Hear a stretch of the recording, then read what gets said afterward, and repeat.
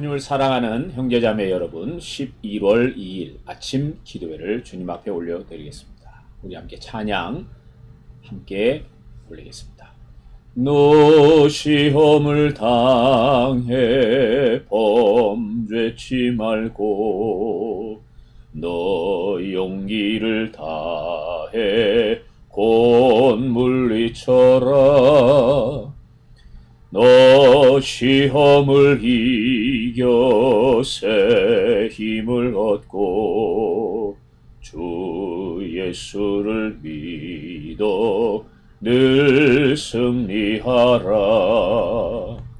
우리 구주의 힘과 주의 위로를 빌라. 주님 내 편에 서서 항상 도우시리. 내 친구를 삼가 잘 선택하고 너 언행을 삼가 늘 조심하라. 너 열심을 다해 늘 충성하고 온 정성을 다해 주 봉사하라. 우리 구주의 힘과 주의 위로를 빌라. 주님 내 편에 서서 항상 도우시리. 잘 이기는 자는 상 주시리니 너 낙심치 말고 늘 전진하라. 내 구세주 예수 힘 주시리니 주 예수를 믿어 늘 승리하리. 우리 구주의 힘과 주의 위로를 빌라. 주님 내 편에 서서 항상 도우시리. 오늘은 성경이 무엇을 말하느냐 세 번째 시간입니다. 여러분, 우리 이사야 55장에서 하나님께서 말씀하시죠. 내 생각과 너희 생각은 다르며. 우리 하나님의 생각과 우리의 생각은 너무나 다릅니다. 그래서 예수를 믿지 않는 사람들, 예수님을 믿기 전에 그들의 마음속에 가지고 있는 여러 가지 생각을 들어보면 너무나 이 하나님의 생각과 다르다라는 것을 알 수 있습니다. 또한 저와 여러분이 예수님 믿는 이 신앙의 길을 걷다 보면 하나님께서는 성령을 통해 또는 성경을 통해서 우리의 생각을 고치시는 것을 경험하게 됩니다. 왜 그렇게 하나님께서 성령을 통하여 우리를 고치실까요? 그것은 당연히 저와 여러분이 이전의 삶을 이제 떠나서 이제 하나님의 자녀로서의 삶을 살아가야 하기 때문입니다. 그런데 우리가 지금까지 살아왔던 또 우리가 가지고 있는 여러 가지 고정관념과 또는 잘못된 생각들이 많잖아요. 이제 그런 부분들이 우리가 신앙의 길을 걸어갈 때에도 끊임없이 우리를 공격하기 때문에 주님께서는 그러한 우리의 어리석음을 벗어버리고 정말 하나님의 뜻을 깨달아서 정말 아버지의 마음을 품고 우리가 주님을 섬기기를 원하십니다. 그런 측면에서 이 성경이 무엇을 말하느냐라는 이 주제는 대단히 중요하겠고요.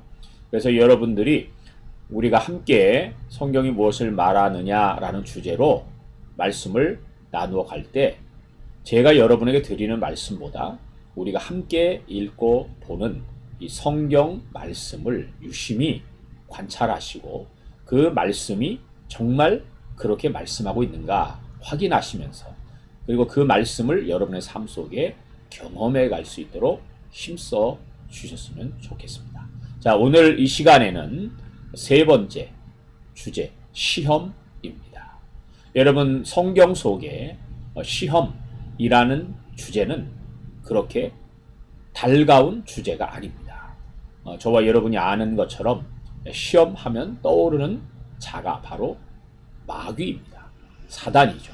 이 사단, 마귀가 사람을 시험하고 성경을 보면 심지어 예수님까지 시험하죠. 이 시험이라는 것은, 이 마귀의 시험은 우리로 하여금 죄를 지어서 하나님으로부터 또는 하나님과의 관계를 깨뜨리는 목적을 가지고 다가오는 계략입니다. 그래서 이 시험을 우리가 잘 분별해야 되겠고, 동시에 우리는 마치 하나님께서 아브라함을 시험하사라는 표현이 있는 것처럼 하나님께서 믿는 자들을 테스트하시는 것을 구별해야 되겠습니다. 여러분, 그래서 우리가 야고보서 1장에서도 사단의 시험은 우리로 하여금 죄를 짓고 악을 행하게 만드는 것이지만, 하나님께서는 우리를 시험하신다라고 할 때 그 시험은 우리의 마음을 아시기 원하시는 것입니다. 그래서 여러분, 이런 마귀의 시험과 또 하나님께서 우리의 마음을 알아보시기 위해서 테스트하시는 것을 잘 구분해야 되겠습니다. 여러분, 우리 성경 속에 로마서 8장 39절, 어떤 피조물도 우리를 우리 주 예수 그리스도 안에 있는 하나님의 사랑에서 끊을 수 없습니다. 아멘. 여러분, 성경은 저와 여러분의 구원, 우리가 예수 그리스도로 말미암아 십자가에서 나타내신 그 하나님의 사랑과 우리와의 그 관계에 대해서 로마서에서는 결단코 어떤 피조물도 끊을 수 없다라고 선포하고 있습니다. 아멘. 여러분, 이 얼마나 감사한 말씀입니까? 그러니까 저와 여러분이 이 땅에서 어떤 일을 만난다 할지라도 그것이 무엇이든 우리를 우리 주 예수 그리스도 안에 있는 하나님의 사랑에서 끊을 수 없다라는 사실. 여러분, 우리가 내일 일을 모릅니다. 우리 앞에 어떤 일을 겪게 될지 알 수 없습니다. 그러나 두려워하지 말아야 합니다. 왜냐하면 주님께서 우리를 구원하시되 영원히 구원하셔서 우리를 그분의 품에 안으시고 우리에게 반드시 승리를 안겨다 주실 것이기 때문입니다. 여러분, 우리가 주님을 섬기면서 많은 사람들이 힘들어하는 이유 중에 하나는 자신의 삶 속에 이 고난과 시련이 없기를 기대하면서 살아가기 때문입니다. 이 생각은 정말 잘못된 생각이거든요.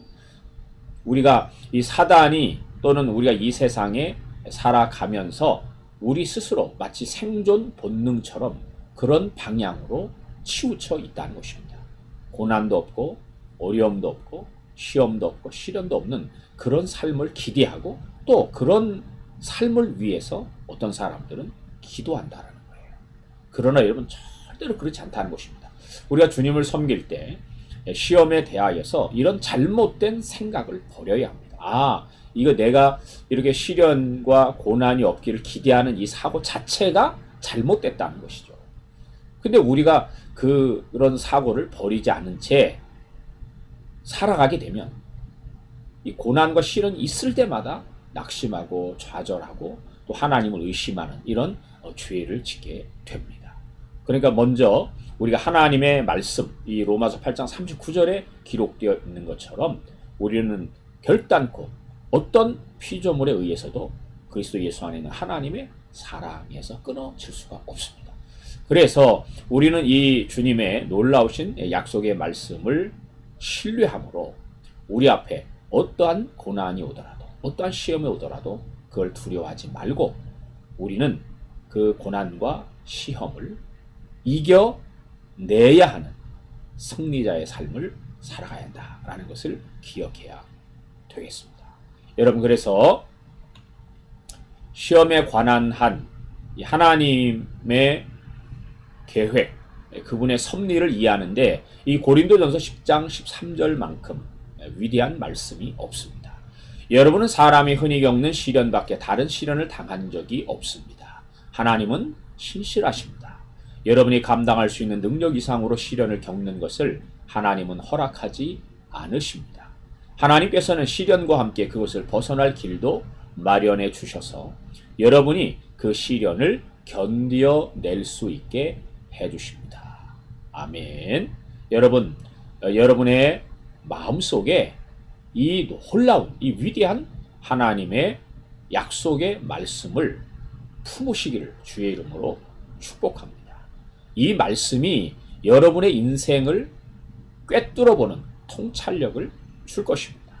어떠한 고난 앞에서도 두려워하지 않고 염려하지 않고 의심하지 않고 굳건한 믿음으로 하나님을 신뢰하며 나아갈 수 있도록 도와줄 것입니다. 이 말씀을 보면 첫 번째, 우리가 겪는 고난은 흔히 사람이 다 겪는 고난이다 라는 것입니다. 나만 특별하게 하나님께서 이런 고난을 주신다라고 생각하면서 억울해하거나 또는 피해의식을 갖지 말라는 것입니다. 누구나 다 시련을 겪습니다. 자, 두 번째, 하나님은 신실하시다는 거예요. 고난을 만나면, 힘든 일을 겪게 되면 자연스럽게 사람들은 하나님을 향하여 불쾌한 마음을 갖게 됩니다. 자꾸 낙심하죠. 그러지 말라는 거예요. 하나님은 우리가 시련을 받기 전이나 시련을 당할 때나 여전히 그분은 변함없이 우리를 사랑하시고 신실하신 분입니다.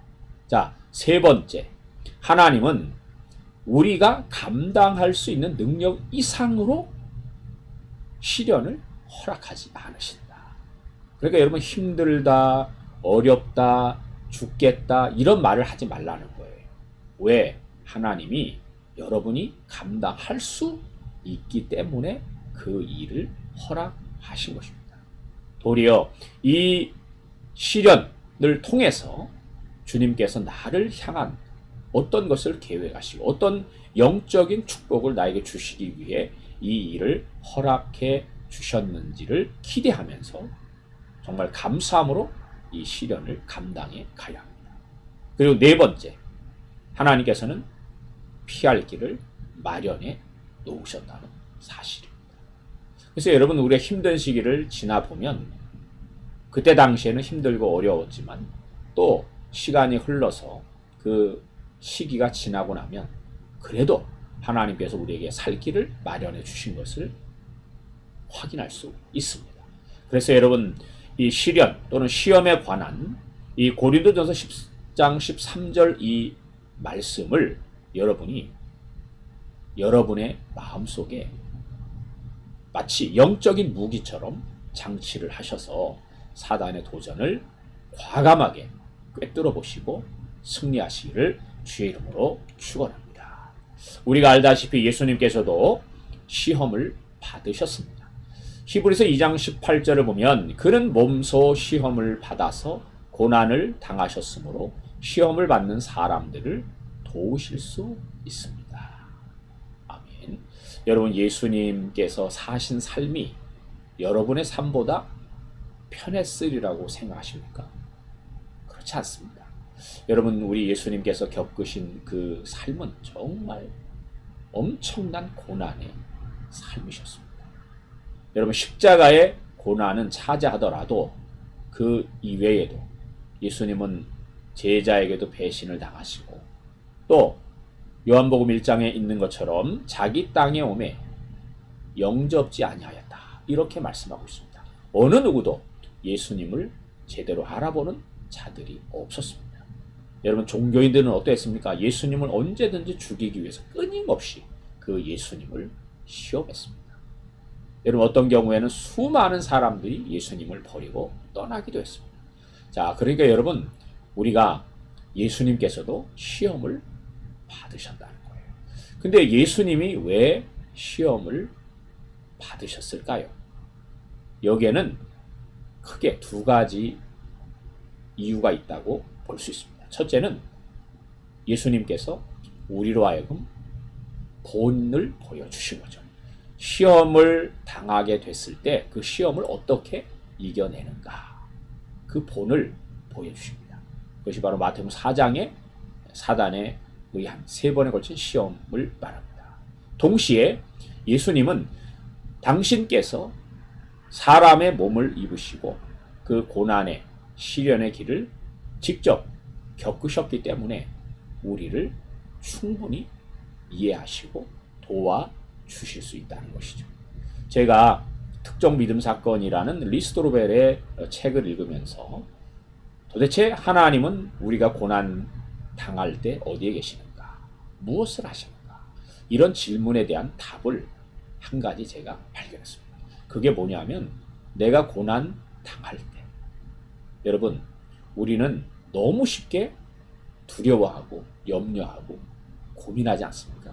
그러나 주님께서는 우리가 고난을 당할 때 우리와 함께 계시고 우리의 고난 속으로 들어오셔서 우리를 곁에서 붙잡아 주시는 분입니다. 자, 우리는 우리 삶 속의 고난을 하나님이 번쩍 들어서 그냥 사라지게 하기를 원하시지 않습니까? 그러나 하나님은 그렇지 않으십니다. 우리가 마땅히 겪어야 할 고난이라면 주님께서는 그 고난 당하는 저와 여러분을 찾아오셔서 우리를 위로하시고 격려하시고 함께 하시고, 그래서 우리로 하여금 힘을 얻게 도와주십니다. 여러분, 그래서 우리 예수님께서 시험을 당하셨기 때문에 우리를 또한 도와주실 수가 있는 것입니다. 그래서 우리가 고난, 시련 속에 처하게 될 때 우리의 마음을 더 활짝 주님께 열어야, 주님, 내 곁에 계시는 걸 감사합니다. 주님, 저는 주님을 믿습니다. 주님을 신뢰합니다. 주님께서 도우실 줄 믿습니다. 이러면서 주님과 더 깊은 교제의 시간을 가지시고 정말 살아계신 그 주님을 신뢰하는 가운데 우리가 승리할 수 있어야 하겠습니다. 그래서 우리가 요한일서 1장 9절에 보면, 우리가 우리 죄를 자백하면 하나님은 신실하시고 의로우신 분이셔서 우리 죄를 용서하시고 모든 불의에서 우리를 깨끗하게 해주실 것입니다. 아멘. 저와 여러분이 시험을 당하여 죄를 범하게 되면 여러분, 그 죄가 우리로 하여금 다시 우리의 구원을 박탈할 수는 없습니다. 그렇지만 우리가 죄를 지을 때 우리는 주님과 우리 자신과의 교제가 금이 간다라는 것을 이해할 필요가 있습니다. 여러분, 우리가 예수님을 믿는 이 신앙의 길은 일방적인 길이 아닙니다.